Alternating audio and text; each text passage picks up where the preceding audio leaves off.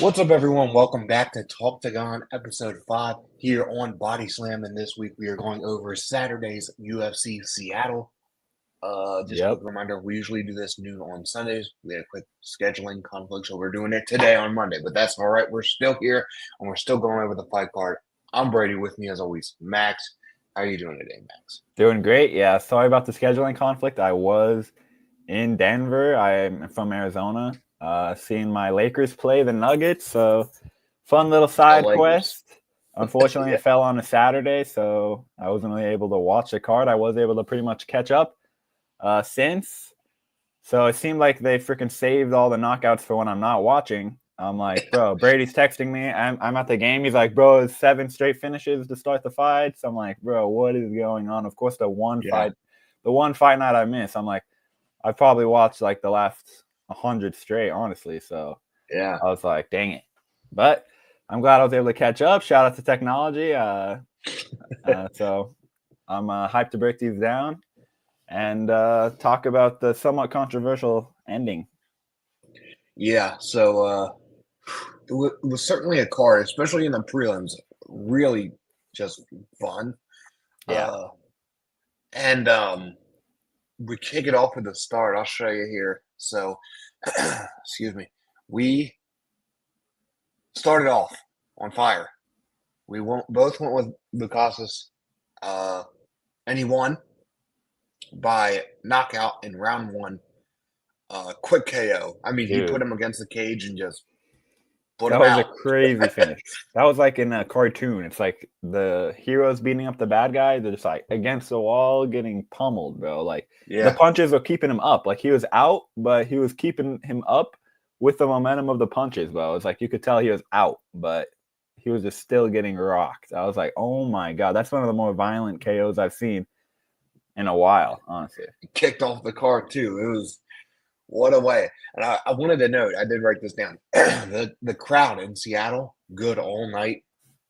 I'm sure Yeah. the prelims definitely helped because they were getting a show from the start, but the crowd was on fire. So it just made it even better that they were reacting like this, especially to these prelims. So yeah, Lukakus just insane knockout immediately. I mean, there's not much to talk about for uh Rafael, but Yeah. he just got his ass beat and knocked And out that's the quick. second fight now in a row where he's been KO'd in the UFC. So I think Yeah. he might be sending back to the regional scene. Unfortunately for him, but I'm happy for Bukauskas because we've seen him have some crazy fights. I mean, he had his freaking knee stomped out by Khalil Roundtree in one fight. Took a while to Yes. recover from that, but he's come back strong. Yeah. Again, great performance. Kicking off 1-0. Not bad. A lot of these prelim fights we're just gonna snap through because they were quick as hell. Like there's Yeah, nothing really to not talk much to about other talk than about. the finish. So like Rafael did nothing basically.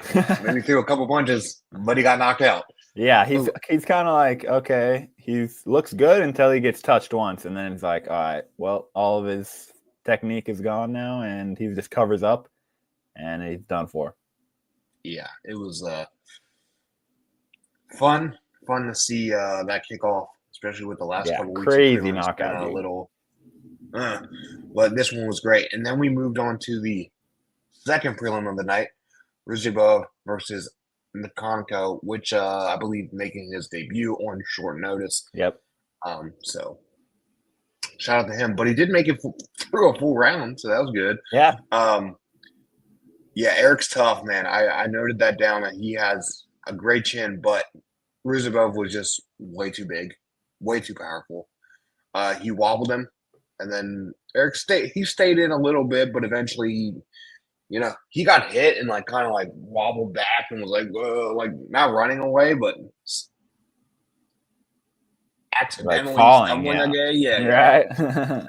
And then, yeah, he went down in the second round, and Rizbov just finished him off. But he did decent. I'm sure UFC's probably going to give him another shot because again, debut, short notice, Not to mention and against Uzaboev. I'm like, if it was yeah, against Rizbov. some regular fighter, that'd be tough already. But Uzabov's a freaking stud.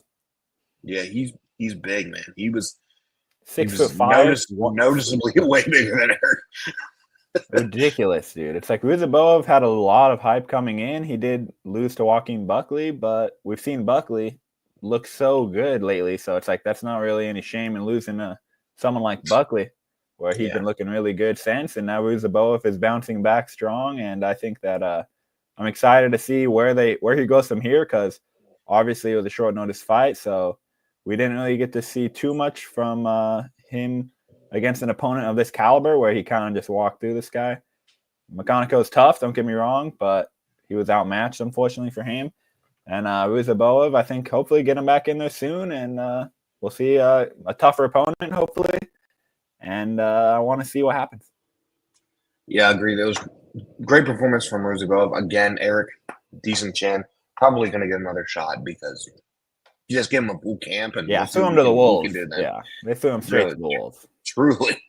Um, rough.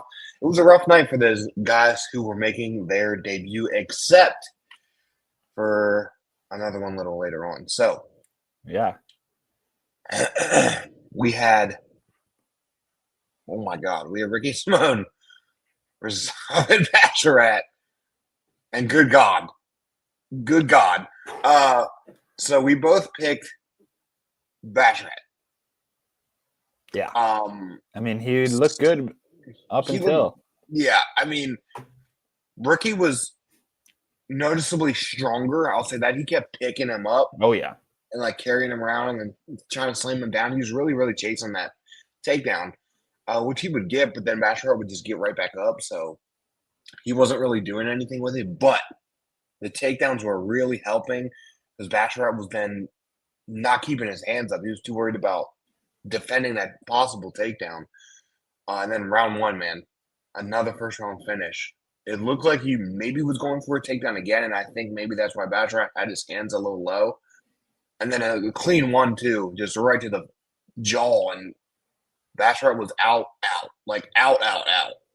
Yeah, like They staring at zoomed the in on his, sky. yeah, they zoomed in on his face. He looked dead. It was a little scary. Yeah. But Ricky Simone first round finish, deadly, Oh looked my deadly. gosh, dude. Ricky's one of those fighters where he has all these good tools. It's just a matter if he can put it together on the night of. And man, he really put it together here. That was just absolutely insane knockout, bro. It's like when Ricky hits you clean, it's not gonna be fun, dude. Like you were saying, he's a strong 135er, and Basharat definitely looked pretty like frail in there. I'm like, Ricky's looking like he could snap this guy in two. It's like Yeah. I'm curious to know what their fight weight is, because Ricky looks like he freaking inflates pretty big. I mean, he's a short guy, so that definitely has something to do with it. But man, he looked amazing in there, and I think Basharat got a little bit too lackadaisical. It's like I think he was a little too worried about the grappling, like you were saying, and he kind of figured, okay, as long as I don't have to worry, as long as I can keep it on the feet, I'll probably win. But in the UFC, you got to be ready for anything. And Ricky has that power to put your lights out like that, and he saw that happen to him. And yeah, shout out to Ricky, bro. I mean, he beat Murad back in the day, so I mean, this guy can beat the best fighters in the world. It's just a matter of if he does it on that night. He's a bit inconsistent, but I think after this performance, I want to see what happens next, because there was this point where Ricky was ranked, top 15, top 10. I can't remember how high he got, but there was a point there where he was on a really good trajectory.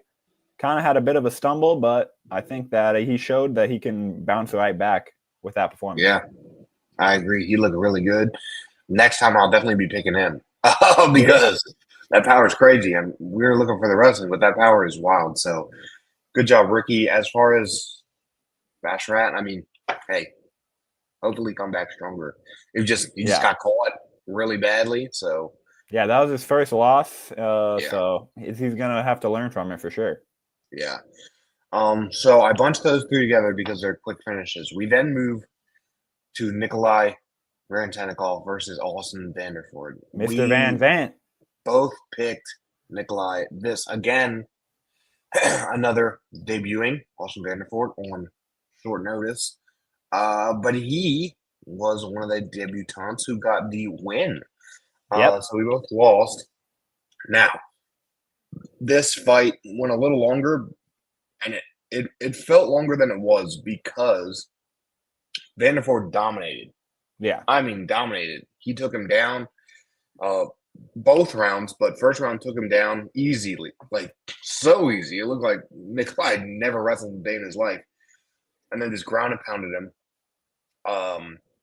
He was landing some decent shots. He was very busy. That's the one thing that I noted because, a lot of these guys take their opponent down and kind of not just lay on him, but you know what I mean, just like try Yeah. to reverse position, da da da da, and just not land much damage. And when you get a takedown like that, not saying you're not going to win, but it really helps the judges if you land and do damage, like Yeah. solidify that win. And Austin did that, which was really good. He was just like constantly hitting. Like he was covering his head, he was going to the body. He covered her body, he was throwing elbows to the head, and he did that for round one. And then, the game plan worked. So round two, do it again. And he did. And then he eventually finished him with a TKO and ground and pound in round two and got his debut win. Austin Vanderford, good job. Yeah, dude. I was a little bit worried about him coming into this because he does make some money outside of the UFC. He also was on a little bit of a skid. He was fought for the Bellator title, lost that one, came back, lost again in Bellator, and then he fought in LFA and won. So I was kind of wondering, I'm like, seems like kind of a crossroad in Vanderford's career. And I was like, I'm not sure if he's going to be able to bring it. And if this is going to be the Vanderford that we saw, coming up in Bellator, but up until he got that title shot, he looked pretty good. And so, yeah, I was really happy to see that he proved me wrong where I picked against him. And he dominated, like you were saying. And I think that he showed that he definitely is UFC caliber. And I think that he should be able to come back in and fight someone a good step up from that and see what happens, because he's not a super young guy, but he hasn't had a crazy amount of fights. So I think that he still is relatively young in fighting years. So I want to see what happens now that he's finally in the UFC. After the whole Bellator getting bought out, there's a lot of fighters gonna come over. Pitbull coming over soon. So I'm excited to see, honestly, all the Bellator, not all of them, but the ones that do come to the UFC, how they do. And on Vanderford look good. Yeah, looked really good. But a lot of people were talking about what happened after the fight. Yeah, dude. What was this guy doing? Vernon, I don't know. Nikolai, so basically he lost, and I guess maybe he felt like he shouldn't. Early stoppage? Shouldn't have been finished. Yeah, early stoppage. So instead of yelling at the ref, he walked over and just shoved Austin Vanderford like he did something wrong. It was weird because like the teams and the security just like let him walk right over there. Like he just cleanly walked over. Well, normally they'll be like, "Oh, what's up, respect," but nah. Yeah. He just shoved him, and then Vanderford gave him the double fingers, and then then security jumped in. It's like, why are you shoving me, bro? I just TKO'd you, bro. I'm like, I already like showed you what happens when we fight. I'm like, what's the point? But yeah, that was weird. And then a lot of people online were like, "Oh, he's never going to fight for UFC again." Well, at the post-fight press conference, Dana White basically said he didn't care. Yeah, he's like, he shoved the guy. Big deal. Yeah, who cares? It's not like you punched him. He's fine. So I agree to a certain point. Like, at least he didn't punch him. If he would have hit him, that would have been a different story. He just, a little shove, whatever. So he'll keep his job. I mean, for real, yeah. I'm like, not the worst thing ever, but not the best either. It's like just a bad look, to be honest. Exactly. A sore loser type look. Yeah, exactly. Just kind of embarrassing, honestly. It's like, bro, you just fought the guy and lost. Now you're trying to start a fight again. It's like, you just had a chance to fight him. Exactly. It's like you were just fighting. Yeah. But hey, good job, Austin. Paige Van Zandt was in his corner. So hey, dude, Coach Van Zandt, undefeated in the UFC. Paige Van Zandt, pretty good coach. So yeah, great fight. And then we moved on to another one that I thought was pretty fun. Mansour Abdul Malik picked up the win over Nick Klein. We both picked Abdul Malik. This guy's been looking good since his Contender Series debut. Usually known for the wrestling, but he was showing little hands. He was showing a little bit of hands in this one. But also, Nick Klein is friggin' tough. This guy's tough as hell. He did wobble um, Abdul in the first round with a Yeah, dude. spinning back forearm, basically. It wasn't even the elbow. He like cracked him with the forearm. That was That was crazy. nasty. Who? This guy's a crazy chin, able to eat that, dude. I'm like, how did Yeah, Abdul Malik both. not Both. like even like go out It at all? wobbled It's like him, he but he wobbled was. him, but he was like pretty much fine. I mean, clearly in the next round he was fine. I mean, And then, I and was really then impressed with the chin. Malik tried a spinning back elbow of his own. He missed, but he tried it. Yeah. So that was great. But then the second round, again, some wrestling, but I really thought it was going to be way more wrestling than it was. These guys were just standing and trying to knock each other out. And Yeah. then that's kind of what happened in the second round. I would say Abdul probably lost the first round due to getting wobbled. It Yeah. was close. And then second round, he probably knew, man, I lost that one. So I'm just going to come out and go crazy. And that's what he did. And he put Nick Klein up against that cage. He backed him down and just went crazy and got the KO. Like, just absolutely. When I say Yeah. went crazy, like, literally just like nonstop, just wouldn't stop hitting Yeah. him, It was which is insane. dangerous to do because if you're keeping your hands punching motion, you watch out for that counter, but Yeah, maybe and just just hits too cardio hard. too. Don't gas Yeah. out. It's only round I 2 think at the beginning. he must hit really hard because Nick Klein was like covering up and was like, Yeah. "Don't hit me," basically, and just like He looks like he took hits a hard, dude. beating. Yeah, It's like some so he people picked just have the like win. massive frames, so it's like even their like wrists and ankles are like freaking thick, bro. It's like you can tell like their bone Yes, density is just like on another level, and it's like their legs are massive. Like he's not like super tall. I mean, he's definitely not short or anything, but I mean, he's just a freaking unit. Like he's just like massive. Like and he's freaking Nick big. Klein isn't that small neither, Yeah, it's like he's and just a Malik was freaking bigger. big guy. Yeah, like freaking Yeah, huge. I'm like this is the type of guy where if I could see, this is the type of like frame and middleweight that seems to be doing well lately. It's like DDP is the champion. This dude's a big boy. He might even be bigger than DDP, where it's like just in yeah, terms of mass, like oh my gosh, dude, absolute unit. And like you were saying, hits like a truck, and the explosivity to get all of those punches at once, like it was crazy how fast he was just letting them go. Like once he saw the opportunity to go for the finish, he took it. yeah. And then after the fight, he said that he was not really in favor of his performance, and he'll do better.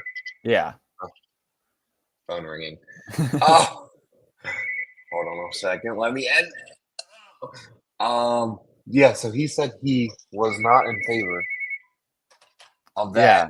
He did get performance, spinning back elbowed which I or thought was forearm. interesting because I thought he did decent. But again, yeah, he did get wobbled. So he said he got to work on some stuff, which I agree. But again, this guy's very, very young. He's not that deep into his career.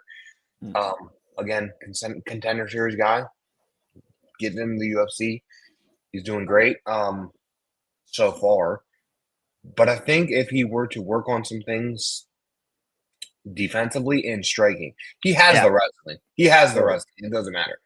He works on the striking. This guy's going to be a killer. Again, like you said, his frame is for the division very good.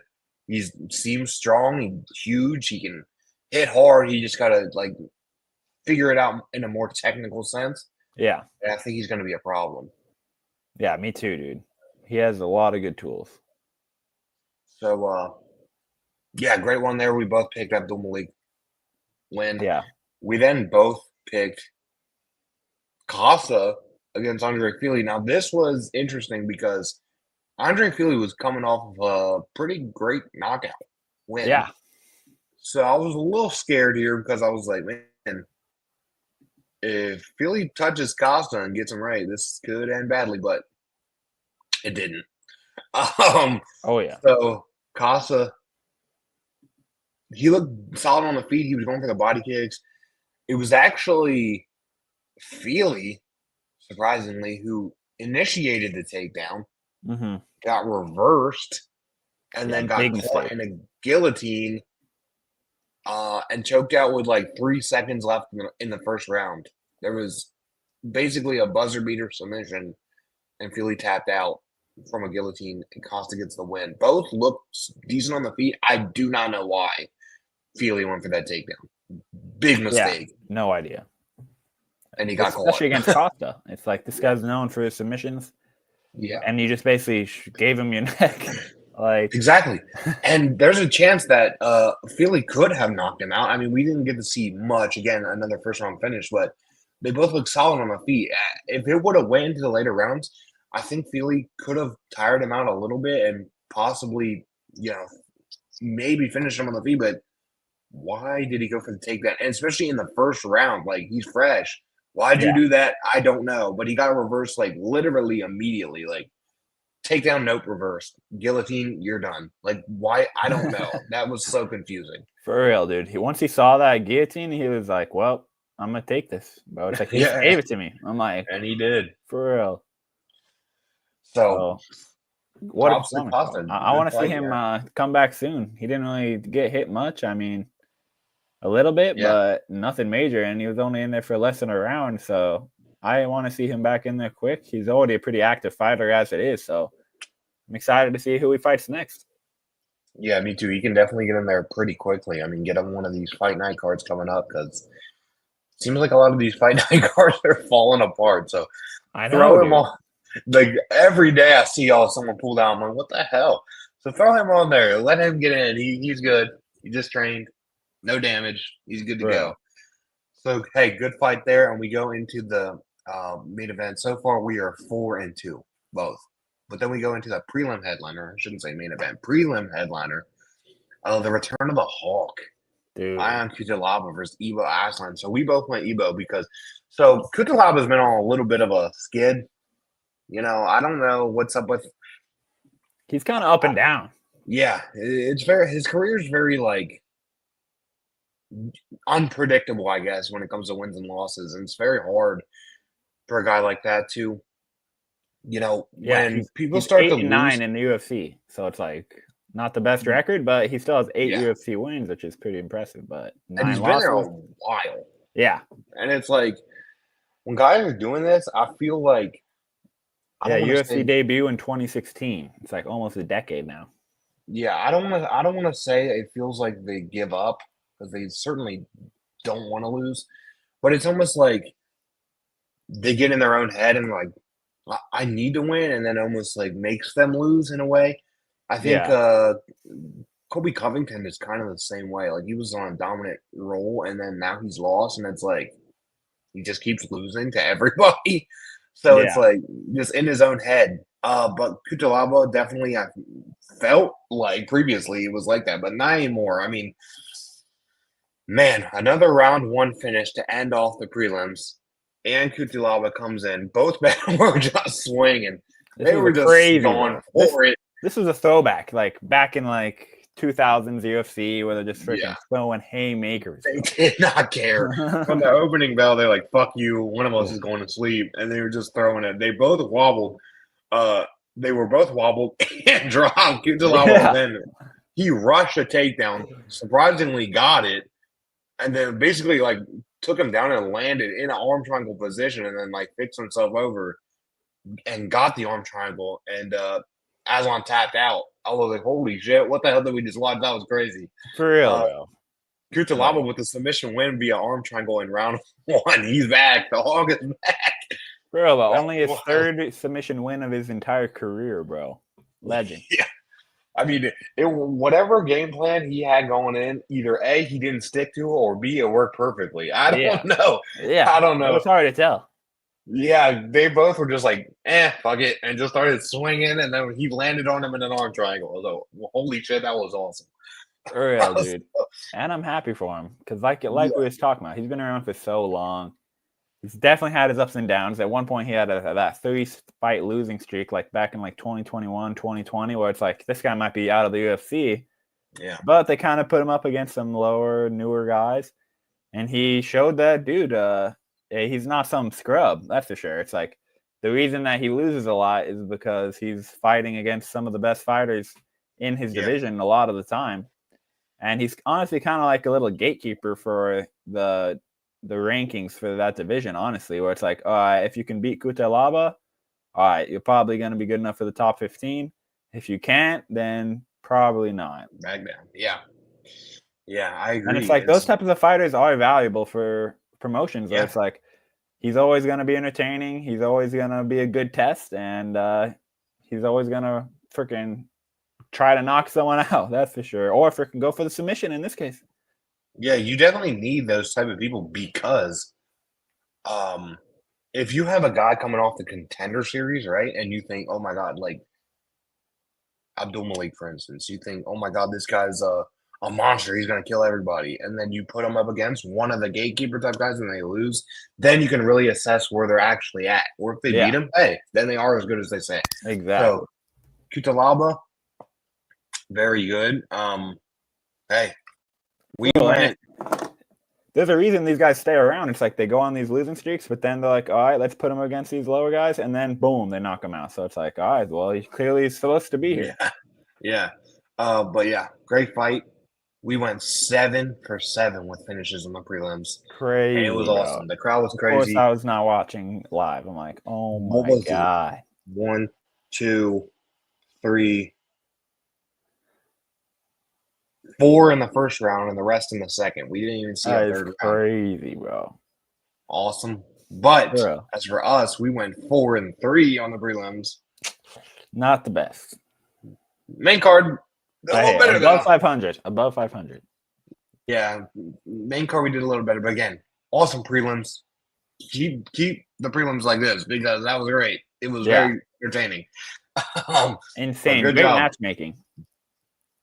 Yeah, definitely. And I think that there's some. What do we have? A fight night next week and then a pay-per-view, I believe. Yeah, some decent prelims on there. So yeah, I'm hyped, dude. Gonna be a great few. It's gonna be a great March for UFC for sure. Yeah, and we are here almost every week because UFC is like nonstop for a little. Yeah. So good job for the UFC on that. I don't want breaks. It's boring without UFC. So we then move on to the main card. And this is one of the fights we disagreed on. So if you notice, we picked all the same in the prelims, but the main card we had 2 that were a little separate. So Alonzo Menafield versus Julius Walker. You went Menafield, I went Walker. Menafield did pick up the win. And this, sadly, I'm blaming UFC for this. So they went on Twitter after the prelims and were like, oh, don't jinx it, and put a little gif of Dana White. And then they jinxed it. We went to a decision on the first freaking fight. It was their fault. The bad juju. But I did want to note, Ricky Simone on the prelims, he got performance of the night bonus. I forgot to say that. Well, this fight got fight of the night bonus for Walker and Alonzo Menafield. So, great fight. Walker's game plan was clearly to take Alonzo Menafield down. And the crowd was, I don't know, the crowd was very mixed on this because every time Walker would initiate a takedown, he couldn't get him down. I think he went for I think he might have got him down one time, but Menafield popped right back up. But it was like 7 takedowns, and I don't even know if they counted that. So he might have went over 7. It was pretty, just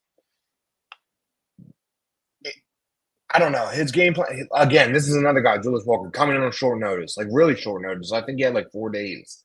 So he wasn't prepared for this probably. And he comes in and, if you're not prepared to go against a power puncher like Alonzo Menafield, yeah, I would also try and just take him down. I would do the same damn thing. So the crowd was a little bit booing in the beginning, but then Walker was like, I can't get him down. Fuck it. We're just gonna throw. So they were. Alonzo Menafield, every time he would break off the takedown, he was head hunting, very clear. Walker, though, pretty tall guy, and every time Alonzo would lean in, he'd throw a knee right up the middle, and it was working a little bit, but both guys had chins. And I think by the end of the fight, crowd was like standing up and clapping. They really respected what was going on because they were fucking second round, really, they were both just dead tired. But it didn't matter. They were still swinging, looking for a finish. Third round, especially towards the end of the round when about 30 seconds, 20 seconds left, they were both just throwing. They were like, someone needs to get a finish here. They didn't. But it went to a decision after a pretty solid fight of just back and forth throwing, and then again Walker tried for a takedown but didn't get it in all 3 rounds. But we did get a split decision, 29-28, 29-28, and 30-27 for Alonzo Menifield. Split decision. I was okay with this. I was actually a little surprised at the split decision. I thought maybe they would give it to Alonzo unanimously, but hey, as far as Julius Walker coming in on his debut in like a couple days' notice, they're probably definitely going to give him another chance because he got a $50,000 bonus in his first fight, and pretty solid knowing that his cardio is probably not the best. I mean, they both got tired, so give him a full training camp and maybe he'll do a little better. But it was pretty solid. Yeah, dude. This is one of the fights that I wasn't able to catch up on, so I wasn't really able to see it. But yeah, dude, I was definitely worried picking Menifield where he's coming off back-to-back losses, TKO losses. But I was definitely worried for Walker too, where I'm like coming in on short notice against Menifield, who is definitely no slouch. I mean, he came in super hot into the UFC. Yeah. Really was looking really good. Definitely stumbled a little bit, like I said, but definitely no means like some guy that you're looking forward to fighting in your UFC debut, let alone on short notice. So definitely set up Walker for a bit of a tough day. Yeah. But Menifield just has to fight who's in front of him. So in that case, I'm glad that he was able to get the win. It sounds like it wasn't exactly his best performance, and definitely, I mean, it sounds like maybe it should have been unanimous from what you were saying, but a split decision against somebody who only had 6 pro fights and is making the UFC debut, and it's on short notice. It's like, I feel like maybe you should have been able to get him out of there if you really are, want to be the best of the best. Fully agree. That was the one knock on Alonzo Menifield. So I think maybe unanimously they didn't do that because the control time was on Julius Walker.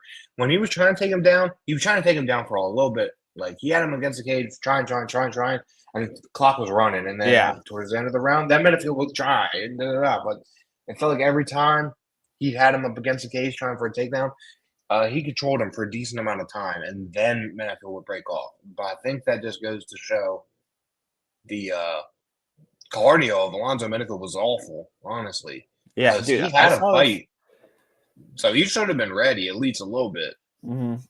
It's like I saw this picture of him in his like early fights, and he was like jacked and shredded. And then I saw him now, and it's like he definitely looks like he's like a little bit, fluffier than he used to be. It's like not that is necessarily 100% indication of cardio or anything, but so I just thought it was interesting. Well, I'm like, he looked freaking shredded like a freaking monster back when he was younger coming up, and he's definitely kind of bulked up a bit. But I'm interested to see how that holds up against the rest of his career. I'm like, hopefully this doesn't get worse.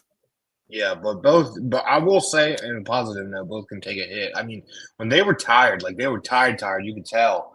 And I thought, man, we're getting another finish here because they're both exhausted. If one gets one good shot in, the other's going down. But neither did, and they got hit with some solid shots, and neither were really wobbled. And again, Walker with the knees up the middle, he caught Alonzo a few times in the body and in the chin. Especially when you're tired, you get hit in the body, you're like, fuck this shit, I'm going down. But he didn't, and Alonzo with the same thing. He cracked Walker pretty damn good in the third round with a nice hook, like straight on the chin, like picture perfect. And Walker just ate it. So I was like, damn, these two got chin. So props to them. But Alonzo picked up the win. Walker, I can forgive him for the cardio. Again, like 4 days notice or whatever. Like, probably had a hard cut. He's a big guy too. He was way taller than Menifield. So Menifield, on the other hand, I think he had a fight lined up for. It wasn't for this card. It was for next month's card, but it got pushed back to this card. But he was still in camp, so he should have had at least some sort of cardio. I don't know, but whatever. Menifield gets the win. You got that one.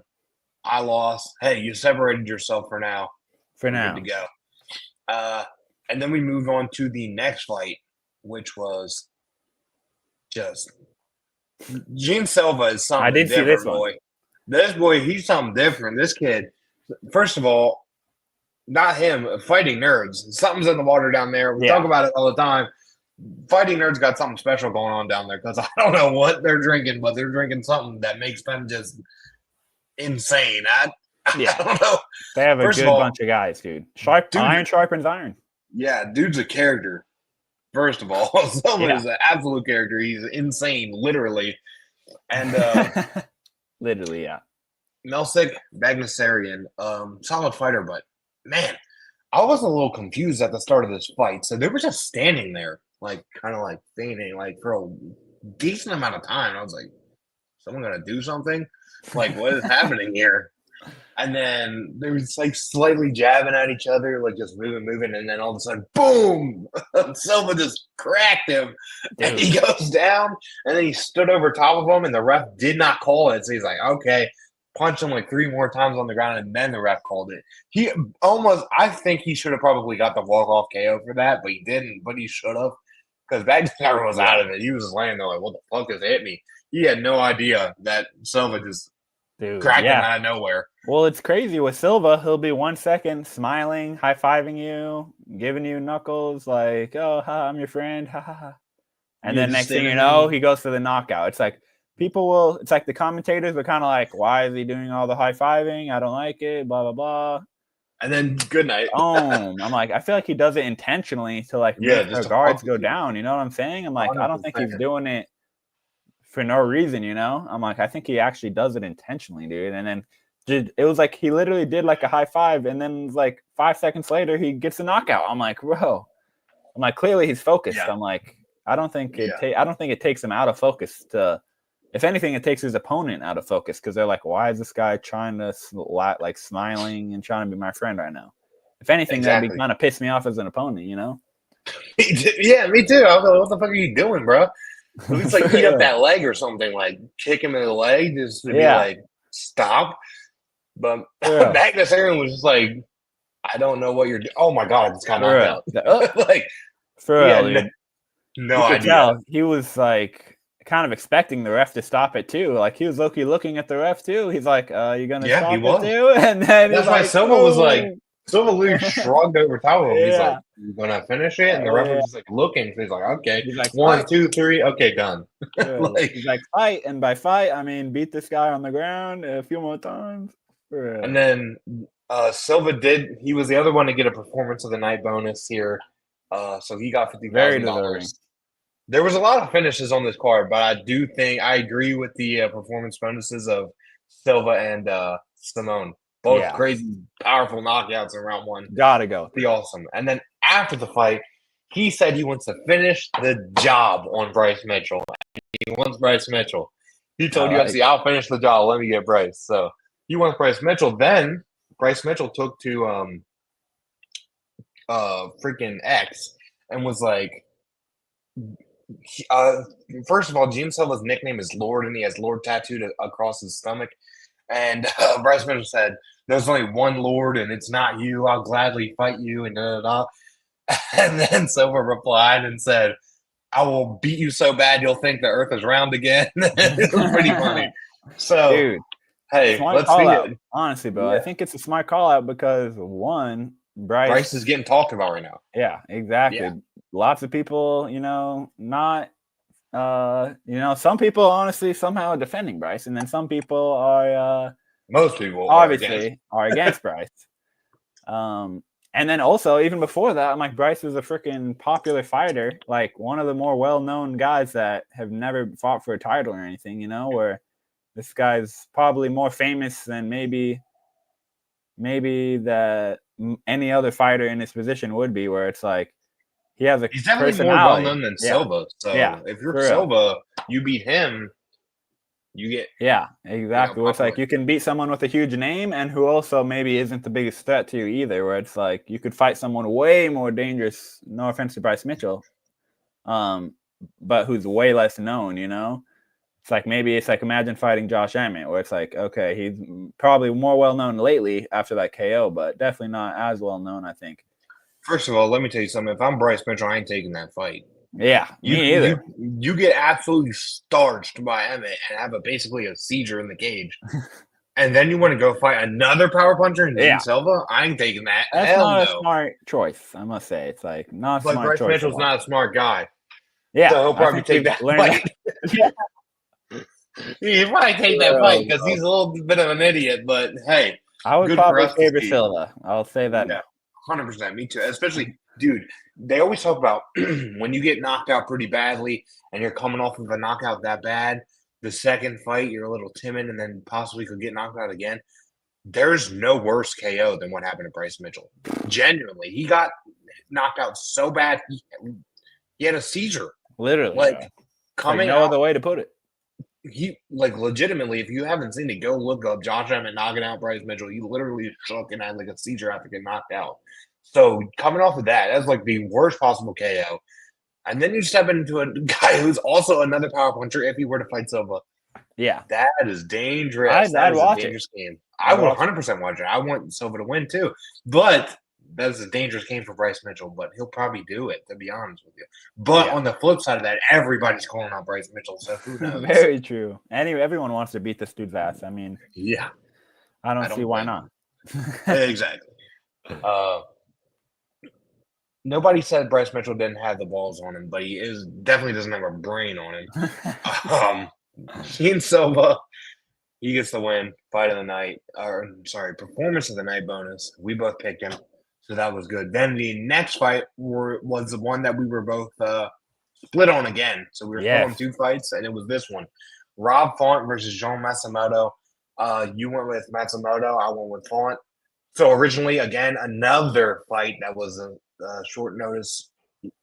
He had a little bit more time than the others, but another short notice fight. Rob Font was originally supposed to fight Dominic Cruz and what would have been probably Cruz's retirement fight, but he ended up just retiring early because he got injured in camp, injured his shoulder, and was like, "Fuck it, I'm done," which sucks. But hey, and with how good Font looked, probably a good choice too.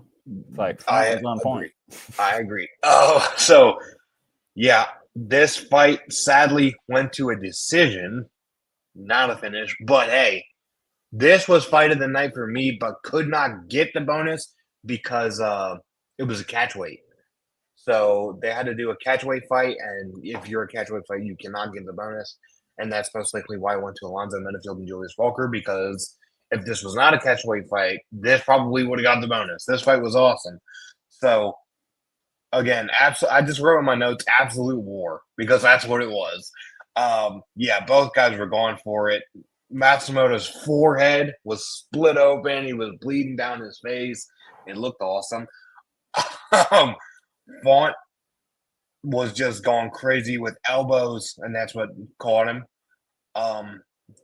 And like this was like for the first and second round, I was very surprised that Matsumoto did not really try for any takedowns or any submission attempts because Rob Font is one of the best boxers in the UFC, and this guy was just on point again. Right from the start. But hey, Matsumoto had some good hands too. I will give it to him because he was at least firing back and keeping up with the pace of Rob Font. But then when we got into the third round, these guys were just slugging it out, and especially in the last, there was like what 10 seconds left, and they did the Holloway Gaethje and just threw at each other until the finish. But then we went to a decision, sadly. But yeah, it was just great. Silva again, he had some takedowns during the fight, but he couldn't really do anything with it. I said Silva, wrong Gene. Matsumoto had some takedowns throughout the fight, but couldn't really do anything with it. Font would just get up, and then yeah, just the power of Rob Font is just crazy, man. When he goes to the body, and then you're like, fuck, and then put your hands on, then he's going for the head. This guy is a fantastic boxer, MMA boxer. Just really, really good. Amazing, bro. It's like, in terms of just strictly boxing in the UFC, he's definitely, top 5. I mean, honestly. 100%, yeah. It's like, honestly, he might be top 3. I'd have to think about it, but he's really good. Yeah, dude. And I feel like, honestly, looking at him at this catch weight, I'm like, dude, he should low-key move up in weight. I'm like, he looked big in there. I'm like, I'm used to Font looking like skinny, like twig. Like, he looked like he low-key like dies making weight. Agreed. Yeah, his face is always sunken in and shit. Yeah. I'm like, he looked big at this. Like, and I'm like, it's only 5 pounds up. So I'm like, I feel like that weight cut might be having more effect than we think on him. And I'm like, he's a pretty tall guy for like he's pretty rangy and lanky. So I'm like, I don't think he'd really struggle with the size at 145. But I don't know. Maybe that's just me. But yeah, dude, he I looked mean, really 140, good. 145 is. Would be freaking Lopez and them Oh guys. yeah, Now Lopez that and Ilya vacated, well, Lopez and he's Volk. definitely bigger than Volk. I don't know Yeah, about width, but he's definitely bigger, taller, and yeah. so he'd have some. Because he was Yeah, looking big in there, bro. I'm like, maybe it was a shaved head that made him look different, but I'm like, bro, he looks like a whole new I man in there, dude. yeah, I wouldn't mind him moving on. Maybe he should do that because Volk. I think he. I'm not saying he would beat Volk, but Yeah, he bro. It's wouldn't like, get his ass beat. yeah, I know, And right? against and It's like yeah, Calvin Caters at 145, and I'm pretty sure train together, but I'm they do. like, Yeah, they Cater both look helped like him the from his same camp. size. I'm like, it's like I don't. It's like I feel like Cater might be a little bigger, but I'm like, fine, he's rangy for 135. I'm like, and he looks like he looked much better at this catch weight. May as well just go up 5 more pounds. Yeah, and I don't think, no offense, I love Calvin Cater, but I don't think Rob Hunt would have to worry about him in the rankings because Cater's seemingly going downwards. So, Yeah, unfortunately. unfortunate, very unfortunate because I really like Calvin Cater. But Rob Font, man, this guy, I wouldn't mind a move up. But as for this weight, technically the division, yeah, he looked good, and Matsumoto looked good too. I mean, another guy coming in a shorter notice, and you know, decent enough. He's definitely going to Yeah, be back. He was undefeated, I think yeah, he 6-0, definitely. and then Yeah, took his 16 first and loss 0, here. 16 and 0. Took his first loss here, but hey, He had a good. mm, He represented himself well, you know. yeah. I mean, he. There's no shame in losing to Rob Font because Rob Font's a beast, especially if you get split open, you get hit, and Yeah, you still go to split decision. It wasn't even a unanimous decision; it was split decision, 29-28 all for Rob Font, and I thought it was really funny. The commentary noted that Matsumoto's mom did not want him to fight Rob Font. They were like, dude, she didn't want him to take the fight, but he did it, and she was mad at him. I don't blame her. yeah. It's like I do Rob not Font's a blame her. dangerous fighter, dude. He's very dangerous. But hey, Matsumoto ate everything he got. Again, he got hit with a nasty elbow, split him right in the middle of his forehead, blood just pouring down. Still Yeah, kept going to the end and got a split decision loss. But hey, that's a win in his book. for real. So hey, props to him. But Rob Font, yeah, maybe move up, or if you're going to get a title shot or get close to contender, maybe stay down. Who knows? It all depends on what's next. But Rob Font looked really good in this fight, so shout out to him. But yeah, you went Matsumoto, I went Font, so we're back to tied. Tied for real. Me and Brady, we've been really close all year, so it's gonna be a good year. And then we move to our co-main event: Anthony Fluffy Hernandez versus Brendan Allen, and we go to another decision. But hey, at least the one positive here is the decision fights were all really good, so that was good. Yeah. Anthony Hernandez picks up the unanimous decision 29-28 across the board. This fight was frustrating as fuck, but fun. The reason why I say that, the action was great. I picked Anthony Hernandez to win this fight. But even still, when you're watching an opponent that you know could win and they don't, oh my God, it's frustrating. And that's why it was so frustrating to watch Brendan Allen. Brendan Allen won the first round by a far margin. He was winning on the feet. But for some goddamn reason, this guy is so persistent on getting a submission win. They even noted it on commentary that he believes submission wins are better than knockout wins, and submission wins mean that he's more dominant. So he always wants to go for a submission, which is weird as fuck to me. Yeah. But it must be true because he was clearly outclassing Fluffy on the feet. Like, clearly. I was like, holy shit, he's going to just knock Fluffy out, like, easily.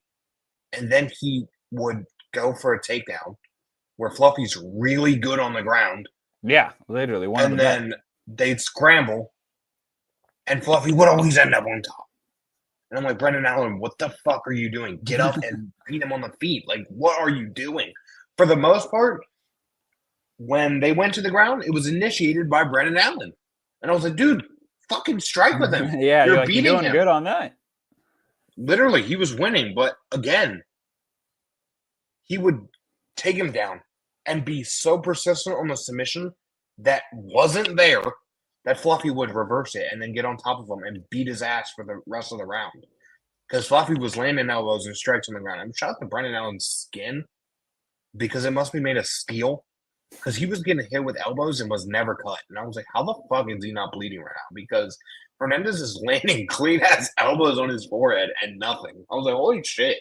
What the hell is it made out of? But yeah, I literally wrote in, why is he so persistent on the takedown? Because I was so confused. Like Allen won round one because he split open Anthony Hernandez. He landed an elbow that caught Hernandez. And I was like, oh my God, he's going to beat his ass. And then round 2 and 3 was the exact opposite of round 1 because he kept going for a takedown. He'd roll and try and get a triangle or roll and try and get a knee bar. And then it just wouldn't work. And then Fluffy would get on top of him, rain down strikes, and control his ass the entire time. Fluffy had now beaten the record for most takedowns in middleweight history. Crazy. He's now number 1 because of this fight. And most of it was because Brendan Allen kept failing for the takedowns or failing the reversals when he was winning on the feet. This was so fucking confusing. But the fight was good. Fluffy, good job. Like, he did what he had to do, and he did it great. He won. He's on the rise. But Brendan Allen is maybe one of the best fighters with the lowest fight IQ. I don't know what he was doing, genuinely. I was like, if I was his you know what? Not even if I was his coach is fucking Robbie Lawler.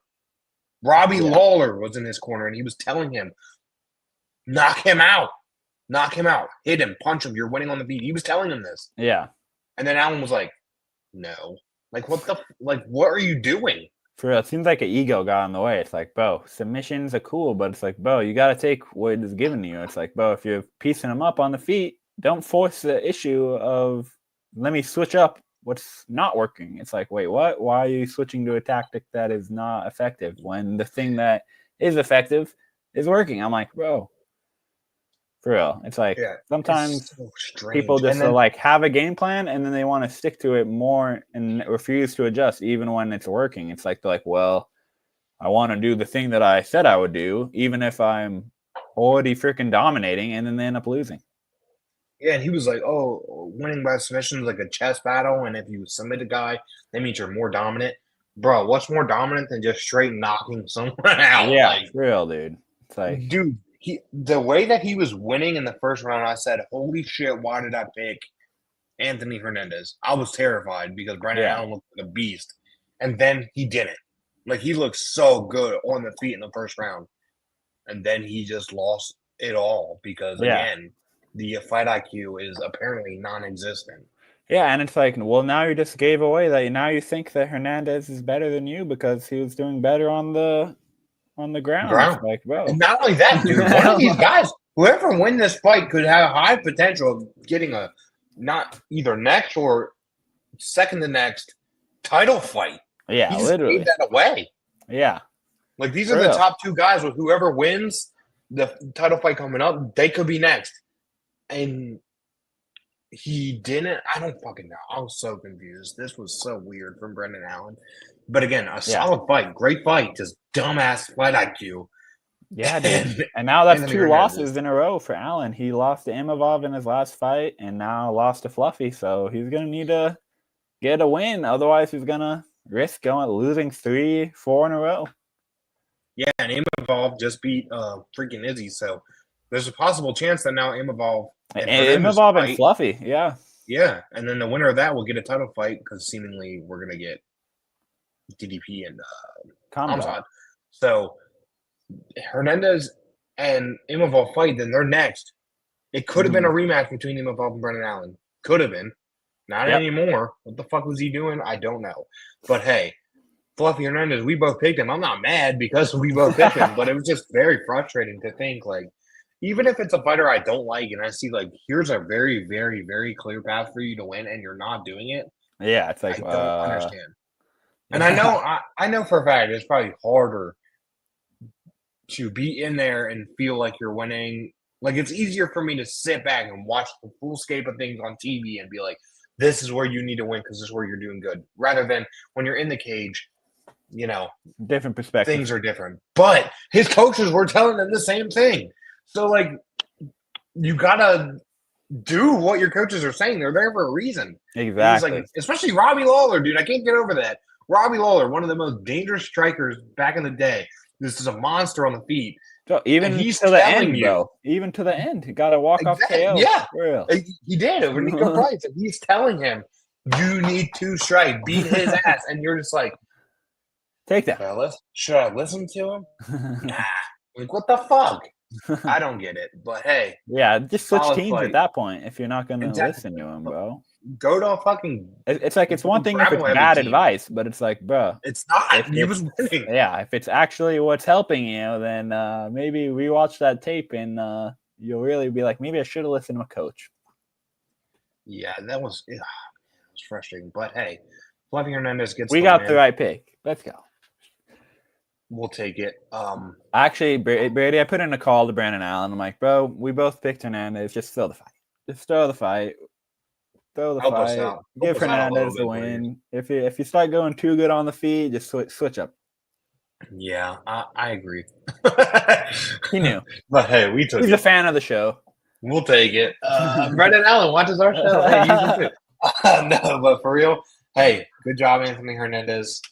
This was the last fight of the night. That was it. No more fights. We're done. Yep. Yeah. Just kidding. Just technical decisions. They're on it. We go to the main event, which is Henry Cejudo versus Song Yadong. And this fight started off well. Yeah. It was, Song Yadong. Shaping up to be a good fight. Song Yadong stopped every single takedown from Henry Cejudo. Yeah. He looked fast as shit. Like, he was fast. Oh, yeah. And his hips, man, every time Cejudo would be faking, his hips were back, and he was like, fuck you, I'm stopping it. Fuck you, I'm stopping it. And, like, I was like, holy shit, Song Yadong looks really good. And then, but hey, Henry Cejudo looked really good with the hands, too. He was catching him, and he ended up busting his nose and a little bit on the side of his eye. So they were both looking good. But Song Yadong outstruck him in every round. So though Henry Cejudo was getting the more damaging shots, he'd get one good punch that would bust Song up, but then Song would get like 18 good shots. He didn't bust him up, but he was getting like decent shots in. And then in round 2, much of the same. And then chaos occurred. Song Yadong. I will also mention that Henry Cejudo was eating up Song's leg, like eating his leg up pretty bad. Song Yadong was trying to, block it, but it wasn't. He checked the kick, but I think it was hurting him too. Yeah. And then Song landed one good shot on Henry, and I think at the end of the second round with a leg kick, and it fucked Henry's leg up. And then Henry stopped kicking the rest of the time because he switched stances, and I was like, God damn, Song must hit hard. So then the third round happened. We got a nut shot from Song Yadong that paused the fight a little bit. Henry Cejudo comes back out. Fight, jab, punch, whatever. And then Song Yadong pokes Henry Cejudo in the eye. Yep. And this is where chaos occurred. So he pokes him in the eye. Pokes him in the eye. Henry Cejudo takes every bit of the 5 minutes. He actually went over. He went 5:03. Yeah. To be technical. But I'll just basically say what happened. He went all 5 minutes, then said he was good to go. Then there was kept fighting. There's a minute left in the round. He said he's good to go. He'll fight. He didn't throw any strikes within that last minute. He was just running away from Song. Then in the corner, he made it very, very well known to everybody that he couldn't see. He was basically yelling that he couldn't see. So the ref came in, said, "Can you see?" He said no. They had the doctor come in. He said no. I can't see out my left eye.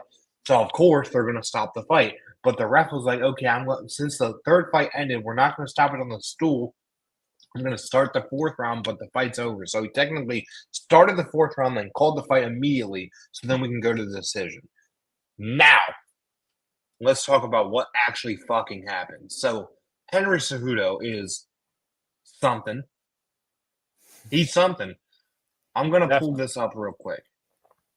So, this fight, well, he definitely got poked in the eye. I'm not debating that. He got Oh yeah, poked. that's for sure. And this might be a little small, but can you see that? Yeah. So, here's his eye. Clearly, he had a little blood in there. It's red. His Looks eye fucked was, up. he has a little scratch down there. He got poked. He was poked. But how bad was the poke? That's the Yeah. question. Because Henry Cejudo, A, is an idiot. 2, is a clown. 3, is too worried about the crowd rather than what's actually happening in the cage. The reason Yeah. why I say this is he's fucking sitting there. He sits on the ground. He's waving. He's doing this. He's Yeah. smiling. He's chilling. He's waiting for the clock to run out. He's like stretching, doing knees. Like clearly, I was like, oh, he's fine. He just wants to, catch his breath a little bit and waste this clock time, which is smart. Sure, take the full 5 minutes and Yeah. get your breath back, get your wind back, and then you're good for the rest of the rounds. But not when you immediately are going to say after the 5 minutes of stretching and waving to the crowd and talking to people, then say, "Okay, I can't fight." That's what pissed me off.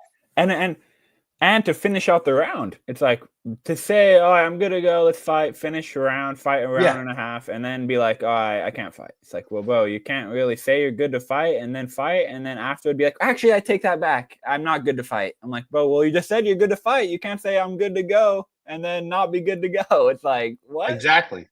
That pissed me off because Yeah. he got poked. You can see it on the replay. He got poked. I'm not denying that. He definitely was poked. You could see it in the picture we showed. He was poked. 100% he was poked. But whether he could see or not, that's only something he can say. Yeah. No one can know if he can see or not. He was saying you've seen double. Not So, that he was originally saying he was seeing double, and then he was like, took the full 5 minutes, dicked around with the crowd, stretched, sat down, waved a song, was taunting them. Then suddenly, I can't see. I can't fight. Actually, I just can't see out of my left eye. My right eye is fine after I said I was seeing double. My right eye is fine. My left eye, I can't see nothing out of it. Yeah. And he goes for the last minute and literally, no joke, ran around. Well, Song chased him. He didn't throw one strike, not even one, and basically ran around the cage in a circle until the round ended. Then once the round ended, he walked over to his corner and started yelling, "I can't see! I can't see! I can't see out my left eye! I can't see!" Clearly trying to get the referee or the doctor to hear him because his corner was like, "Shut up!" His corner was literally saying, like, "Stop! Like, put this fucking cold rag on your eye and stop!" And he just kept yelling, "I can't see!" If I was his corner, I'd be fucking pissed because they're trying to keep him in there.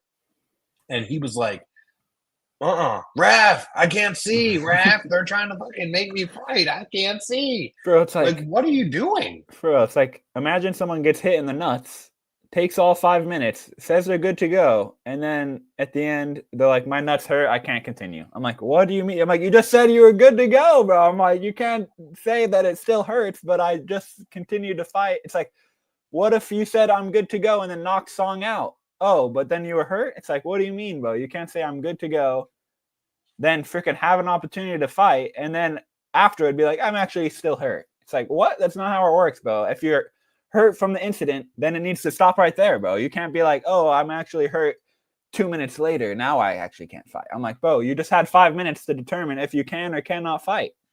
And this is why I said Henry Cejudo is a dumbass, because if he could not see and could not fight when it was originally stopped, he wins the fight. He won. But instead, he said, I can't see, finished the round. Then we went to the scorecards. If he would have stopped the fight in the third round, there was not enough time to the scorecards, and he would have 100% won by disqualification.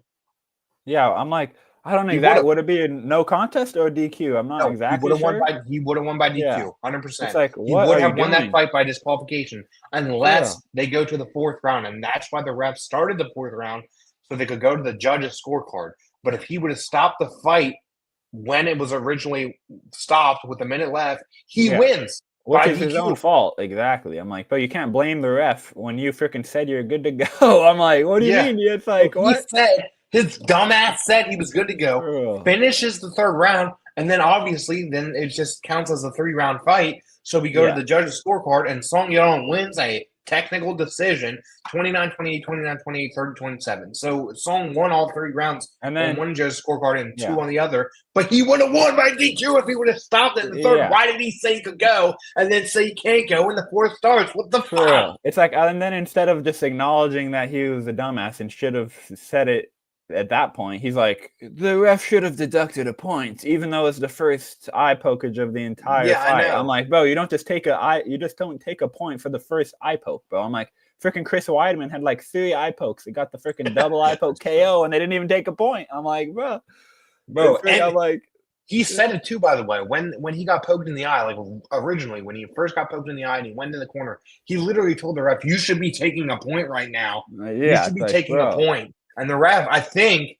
that pissed the ref off that he was telling him that. So the ref was like, "You know what? Yeah, fuck you. like, bro, what? He shouldn't have said shit because he might have got a point taken because he already got kicked in the nuts." But he said it, and I think it pissed the ref off. Like, why are you bossing me around? Bro, I'm like, I don't know if I've ever seen an instance where you get a point taken for the first offense. You know what I'm saying? Well, of like the same, of like it's like, okay, if you, it's like, or it's like, okay, he hit him in the nuts, but I'm like, he did not eye poke him at all. And I'm like, the nut shot wasn't even that bad. It was like kind of off to the side, where it's like probably still got a little pinch, but it wasn't like a direct freaking hit. It wasn't. He kicked. Even Song said, I didn't kick him in the nuts. I kicked him in the thigh, which he basically did. But I give grace for that because we know how it is. If you get it even close, it fucking hurts. I'll agree with that. Bro, but, and then he's like, just trying to blame the ref when I'm like, bro, you clearly should have freaking said you can't continue if you can't continue. I'm like, what are you talking about? The ref just listened to you when you said I'm good to go. I'm like, what? Dumbass. And he was like, oh, I'm seeing double. And then like the doctor came in and did the thing. And he's like, yeah, I'm good. And then once it was done, actually, I can't see on my left eye. What? You're either A, you're lying, or 2, you're a dumbass. For real, but I almost think that Henry was like, well, maybe he was seeing double, and he's like, well, I already make hella money as a coach and all this other shit. I'm already been fucking double champion. I'm just gonna freaking dip. I feel like that's almost what happened, where it's like, I'm not saying that he didn't get eye poked. I'm not saying he couldn't not see, but I am saying he should have done it when he originally got eye poked, not randomly in between. That's what made it way worse, that he did it after getting poked, then continuing, then saying it. Yeah. If he would have stopped it there, cool, okay, you can't see whatever, you got poked in the eye, I get it. But to say, I'm good to go, then a minute later say, actually, I take that back, I'm not good to go. After I got my ass beat. And I lose. Like, what the fuck? He's like, I'm good to go, gets his ass beat. I'm actually not good to go, guys. Can we actually go back and call it can we go back and say I'm hurt now? I'm like, bro.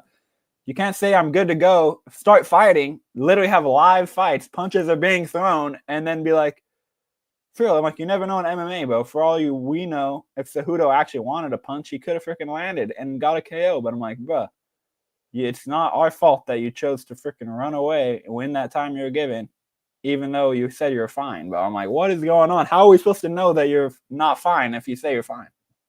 It's like, it's so frustrating. But then Song Yadong said following the fight that he wasn't happy. He was actually pissed off. Yeah. And he said that he could he'll do a rematch.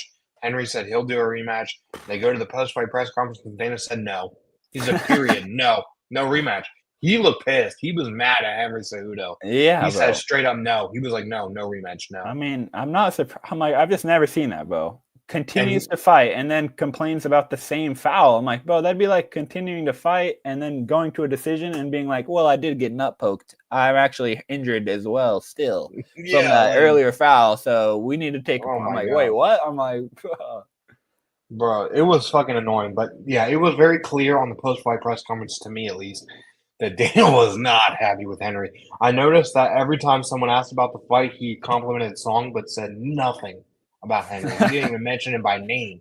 And then they said about the rematch, and Dana was like, no, yeah, we're good. It's like, yeah, maybe even if you are seeing double, but I can't remember who it was. But someone was like, I got hit one time and I was seeing double, but he's like, I just aim at the one in the middle. For real, bro. I'm like, bro, and I agree to an extent with Dana White.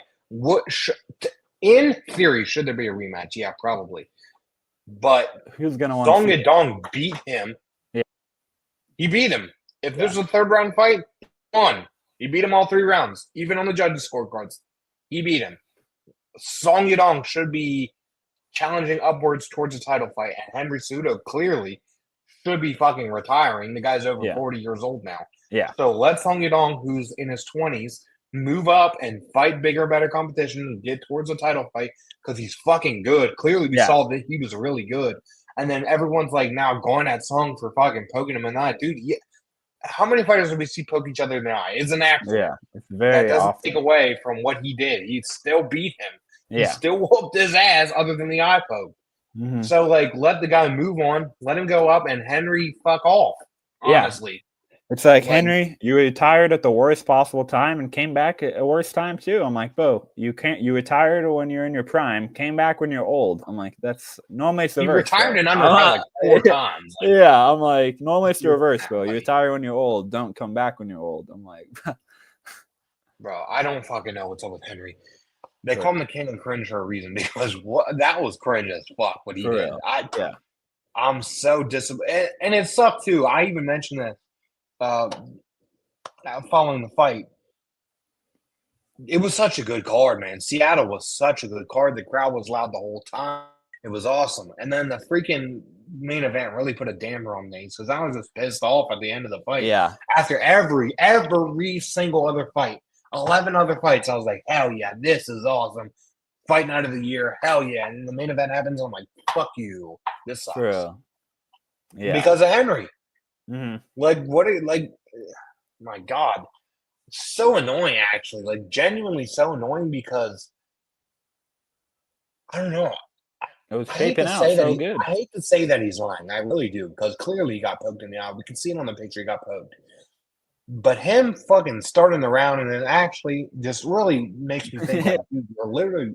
Now I feel like you're lying. Now Yeah. I feel like you're lying. I didn't now it's hard initially to think you're trust you. lying. For real. I saw you get poked in the eye. Okay, you said you couldn't see. It was pretty bad. Your eyes red. I get it. Then you say, I'm good. Actually, a minute later, I'm not good. Yeah. Now I think you're fucking lying. And now I'm like, Literally, okay, well, it's like stop. for real, it's like it's hard to believe you when you say you're hurt when you just said you were good to go.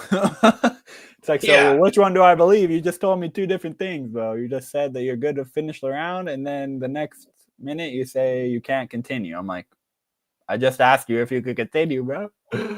And then what made it fucking worse to me was after the fight, he was interviewed by Michael Bisping, and he was like, "Hey, Mike, we're gonna be twins now, Mike. We got the same fucking thing with our." No, you don't. Michael For Bisping real. doesn't have an eye. Yeah, It's gone. like, it's You freaking got poked in actually your eye blind. and are For okay. real.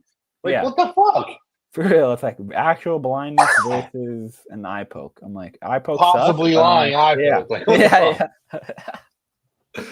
For real, bro. So Henry, it might need to be full-time coach from now on. Unfortunately, it's like you're a Or legend. if you're gonna fight older people. Yeah, it's like I don't even know. Because Henry's like, I'm going on one more run. I could be the Bro, bro, champion. send him again against Tony Ferguson. GFL, here he comes, Henry. For real, GFL is coming for you, Henry. I see Yes. triple champ coming. Yeah, just fucking. For They real, were bro. calling him quadruple C because now he can't see, which I thought was funny. That shit is hilarious. Oh, just awful. Song Yudong, I genuinely feel bad for you because Yeah. you put on a great performance and it's going to be overshadowed by whatever the fuck just happened. For real. Because It was a weird everyone's going to talk about that. They're either going to talk about Henry quitting or Song cheated. Basically, that's what they're going to say. Two Yeah. options. Because I already see Henry Cejudo retweeting people saying it was Song's fault and he couldn't see and now they are fuck off. You're like, come on, bro. But we did both pick Song, so we'll take that. Yeah. I'll take it. We So both had a end solid one. a tie with 8-4, and we are now. Sheesh. Well, I'm 37-22-1. You're 41-18-1. We're close. We're We're very close. I'm gaining up on you. I need a fight night where our picks are almost all different, and I win. Yeah. That's what I need. I know, dude. We had one earlier where they were all different and we still tied. I'm like, how is this even possible? I'm like, Well, I think that's where we got the one from, right? 'Cause Yeah. it was a draw. oh yeah, yeah. just brutal. But For hey, real. we do have a what's next? March 1st, fight night card.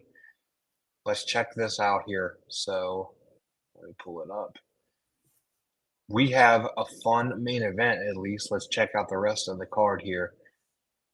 This is another fight night, sadly, but then pay-per-view after, so that's good, and it's a big pay-per-view too. But boom, next week we have Manel Kape versus Almabayev, and this should be a fun Yeah. one. Big test. Main card starting at 7 p.m. Eastern Standard Time on ESPN Plus. I'm really liking the earlier fight nights. Yeah, for real. Number 6 versus number 8 in the flyweight division. Manel Kape coming off of some. Man, this guy's had a little bit of an interesting ride as of recent. He had the whole thing with what's his name? Mokaev, and then all of that weird stuff. And then Dana said one of the worst fights he's ever seen. And then Mokaev was like, go. And then Cobb was in Australia and said some interesting words on the mic. And then, yeah, he's had a weird time. But he is getting a main event. He is still number 6. So, hey, keep that. He could have a chance to keep or lose that number 6 because Almabayev beats him. He's definitely moving up. So yeah, Almabayev is a pretty big test. I mean, this is definitely Almabayev's biggest test, but Kape is definitely not in for an easy fight. Yeah, and flyweights are always fun, especially when you have two like this. They're going to be fast. They're going to throw. It's going to be a good time. We then move to the co-main event, middleweight, Cody Brundage versus Julian Marquez. Probably really wrestle heavy here. So we'll see how that goes. Nasrat Hasrat versus Esteban Ribovic. Should be decent at least. Yeah. Austin Lane is back, which is surprising. And he's against Mario Pinto, which, hey, I predict one of them is going to sleep. Yeah. William Gomez, who I really like, is back against Hyder Emil. This should be a fun one. Yeah, definitely. And then our boy, yeah, Danny Barlow. Left-handed guy.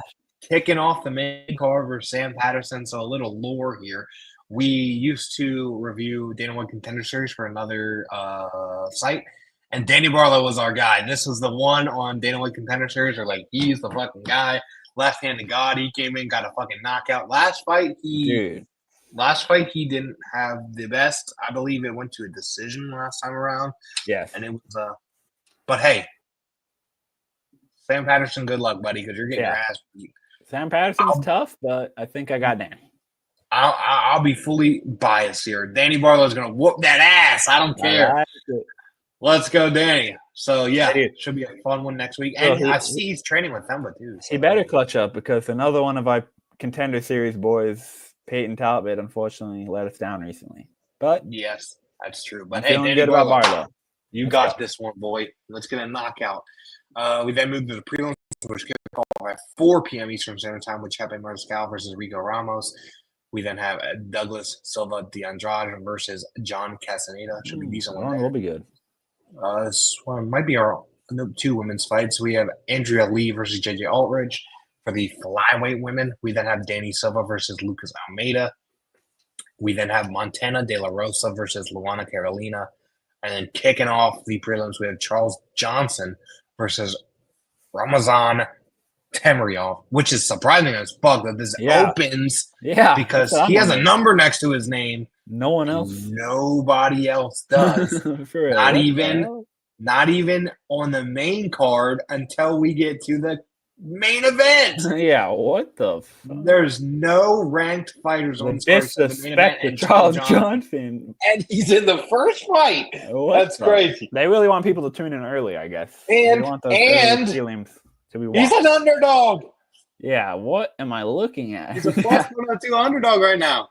Versus me and Brady might need to we've been having some good luck on the underdogs lately, so yeah, for the record also, I did not bet on the fight night this past weekend. I just me neither. I think because there was nothing that I really felt comfortable betting. But I may go with Charles Johnson on this one because he's been talking that shit on Twitter. He's like, I'm finna knock this dude out quickly. I'm gonna beat his ass. Yada yada yada. Charles Johnson is legit. Every time I see him, he's calling for a fight. He's been waiting for a fight. Every social media post, it's like, dude, I want to fight. I want to fight. I want to fight. I want to fight. Well, you got it. You better show out. Do not lose. You're number 12 in the rankings versus an unranked guy, and you're the underdog. You better show out. So, True. and you're kicking off the card. They're disrespecting you, Charles. They're disrespecting you. You got to show them Show they them. shouldn't be doing that. I'm a main So card we'll guy. see. Yeah, exactly. At least prelim headliner. Come on. Come on. But yeah, should be fun. Again, 4 p.m. for the prelims on ESPN Plus, and then 7 p.m. main card on ESPN Plus as well. Coppers Amabayev. So hey, should be a good one. We'll see next week, and then after that, I believe it is UFC pay-per-view with Pereira and Ankalaev. That'll be a good one. He's back. We're in for some fun this month, boys. And we'll be predicting them all. We'll be predicting them all. Who could forget that the co-main event of that card is Justin Gaethje versus Dan Hooker? Oh, you can't forget. And what I'm already predicting is going to be fight of the year. But I did want to mention, I don't know if this is true or not. I have no idea. But this is a 5-round co-main event. Someone asked Dana White at the post-press conference if it was true that Justin Gaethje now has asked for a 3-round co-main event. Dana said he wasn't sure, and he hasn't really heard that. So whether that's true or not, I don't know right now. But there's guess now we have to say there's a chance that this could be a 3-round co-main event. Interesting. I didn't hear that. I don't know if something's wrong with Gaethje or that is weird. Weight cut, or I have no idea. But he was at the freaking Nuggets game, the Lakers and Nuggets game that I was at. Oh, did you meet him? Swear, no, I didn't. I wish. I've been like, all right, bro. Forget about the holiday fight. Forget about the holiday fight. You're good, bro. You got this. But yeah, if a guy points at the ground, just back up, though. Back up. This fight, I am so excited for this fight. Let me tell you something. If you ask me, who's your number one favorite fighter? Who's your favorite fighter on the roster? I have the same answer every time. It's Justin Gaethje. But I'm also a fan of Dan Hooker. Yeah. Dan Hooker don't back down from nothing. He got all his new tattoos. He's a new man.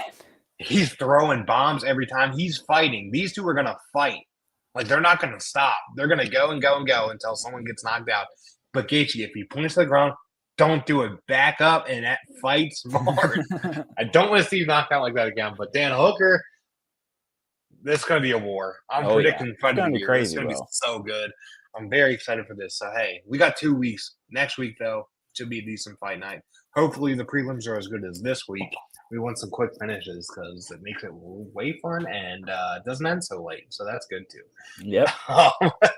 But, yeah, thanks for watching. Make sure to like, comment, subscribe, follow wherever you're watching, Twitter, Twitch, YouTube, Facebook, X, whatever it is. And yeah, again, we'll be back on Sunday next week. So we will be back Sunday noon next week. So check us out there. Make sure to follow on bodyslam.net. You can see it up in the corner. And then Bodyslam MMA, Bodyslam Net MMA on both on X. And then right here, you can follow me at Brady Fight Talk, and under Max, you can follow him at Combat Combos. You can see us. I live tweet the fights on Bodyslam MMA, Bodyslam Net MMA on X. So you can check that out too. And yeah, we'll see you next time. Goodbye. I'll wave it to the stream.